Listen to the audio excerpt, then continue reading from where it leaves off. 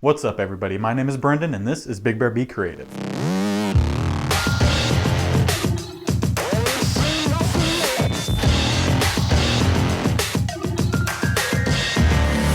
In this week's video, I'm going to be telling you 5 great techniques that you could use for setting up your composition no matter what photography you do, and it's really just going to boost your overall product. So we're going to go through each different one and I'm going to tell you a little bit about them, and if you guys would like more information on each certain topic, go ahead and let me know down in the comment section below and I'll try to make that happen for you. So today we're going to be starting off with the rule of thirds. I did a video strictly on this one last week, so if you do want a little bit more information on what you're going to get here, you can go over and check that video. I'll link it down in the description and in the card.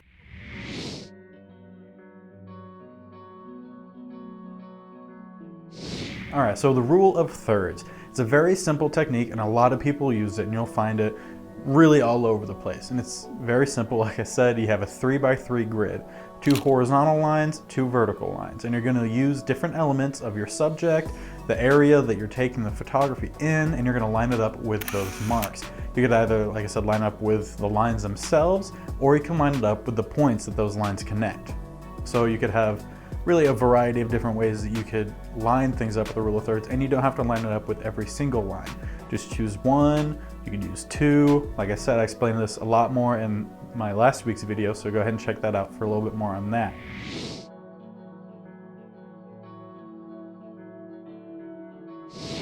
As for the next one, we're going to be talking about the centered technique, or it's commonly known as the Kodak method. This dates back to when photography really started taking off and becoming a really more powerful profession. And it dates to when Kodak was starting to tell people that you want to take shots in the center of your photograph. Hence, Kodak method and center method here. It's the naming for it. But you know, it's very simple, and you see this a lot in sort of advertisements. They put the thing that you really want, or that they really want you to buy, in the center of the frame. An example of this is kind of like this video here. I'm in the center of the video. However, we could also say it's a rule of thirds because my eyes will be lined up with the top horizontal line, but that's a whole different thing.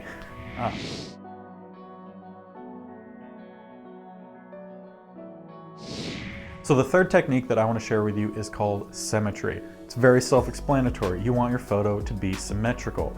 Now you see this a lot with landscape photography or cityscape photography, anything that you could use that will balance the photo very evenly.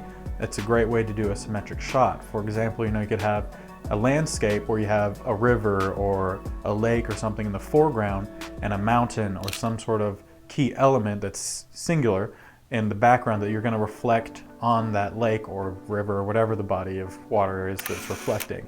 And that's going to create a symmetrical shot. Like I said, people really like this. We like symmetry. We like symmetry as humans. It's one of the things we're attracted to.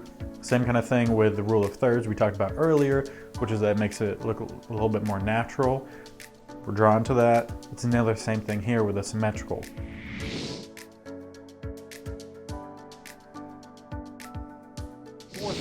And the fourth type of composition that I'm going to share with you today is called frame within a frame. This one is very popular, and it really, it helps set up the composition.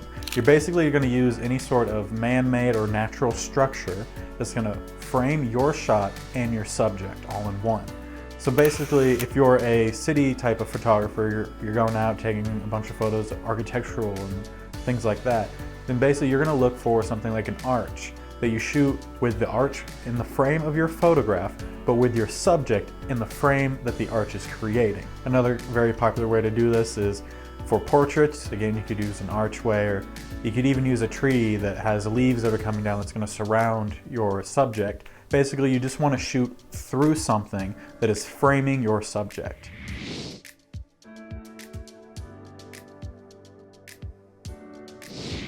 And the fifth and last one that we're going to talk about today to help boost your photography is the composition style of filling the frame. Again, just like symmetry, it's very self-explanatory. You're going to fill the frame with whatever it is that you're shooting. Now, a lot of times people are like, well, yes, the frame is always filled. But when we say fill the frame, we mean we really are going to zoom in on the subject. For example, like I took a photo of my dog that was close up on her face, it was mainly focused on the eyes, and you didn't see anything else on the photo besides just her. Another common way that you could do something like this is a lot of times it's macro photography. You know, you're really zoomed in on a subject and you're just looking at that subject. You could do this for all sorts of type of photography, whether it be portrait, landscape, product. I mean, anything you could use. I mean, in together, you could use all of these techniques for anything. It is an art form, so you could go ahead and use it on whatever. And I suggest you test out what you like better and what becomes more of your style. And then from there, you could even try combining some of these techniques. So I hope you enjoyed this video and that you learned a little something about this. I kind of felt like I rambled on a little bit there. But let me know what you guys liked, what you didn't like. If you want more information on a certain kind of composition style, let me know down in the comment section below. And if you did like this video and want to see me produce more, then go ahead and let me know by hitting that like button down below. It really goes a long way in promoting this video and this channel to other people who like it. And it really helped me know that you guys are enjoying it so I can bring you more. And sorry, this week there is no 2 videos. I did do 2 last week, and I know I said I wanted to do 2 more, or to do 2 every single week. But I have a lot of first half of the month projects I need to get finished this week, so make sure you subscribe so that next week you could get those 2 videos. But if you do enjoy my content and you want to help support me in a way that could also help give you something nice, I do graphic designs. If you haven't checked out those videos, I suggest you do. Basically, I do a bunch of graphic designs. It's all kind of nature-based, a little bit of some not, but for the most part, they're all nature-based, and I put those on my merch that's on my apparel. I sell that on Teespring and on my merch page. And also, you could also check out my Zazzle store, and they're also on my merch page. So really just go to my merch page. It'll direct you to whatever one you need to go to. But I also sell photo prints. If you're looking for some new artwork for your home or for your office or whatever it is that you want, make sure you can go check those out. I have them linked down in the description as always. And with all that said and over, until next time, I want to thank you for watching this video. Hope you have a great day and go be creative.